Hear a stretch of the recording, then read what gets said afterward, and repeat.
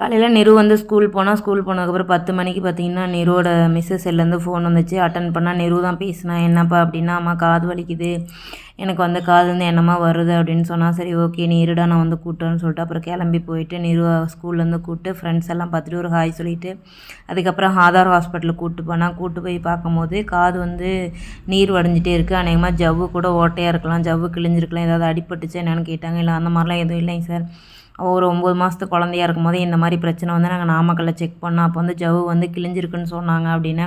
சரி ஓகே நீங்கள் வந்துட்டு ஈவினிங் 4 மணிக்கு வாங்க, காது டாக்டர் வருவாங்க. உள்ளார வந்து ஒரு கேமரா வச்சு பார்த்தோம் அப்படின்னா என்ன கண்டிஷனில் இருக்குன்னு தெரிஞ்சிடும் அப்படின்னாங்க. சரின்னு சொல்லிட்டு ஒரு இன்ஜெக்ஷன் போட்டு மாத்திரை கொடுத்தாங்க. வாங்கிக்கிட்டு வரும்போது பார்த்தீங்கன்னா கடலைக்காய் எனக்கு ரொம்ப பிடிக்கும். கிட்டத்தட்ட 2 மாதம் 1.5 மாதத்து அளவில் எனக்கு கடலைக்காய் சாப்பிடணுன்னே தோணுச்சு, பச்சைக்காய். அதை வாங்கிட்டு வந்துட்டு சரி அலசி இப்போ வேக வைக்கலாம். ஏன்னா ரக்ஷு வர டைம் ஆகிடுச்சு. சரி வேக வைக்கலான்னு வேக வச்சுட்டு வாய்ஸ் ஓவர் கொடுத்துட்ருக்கேன்.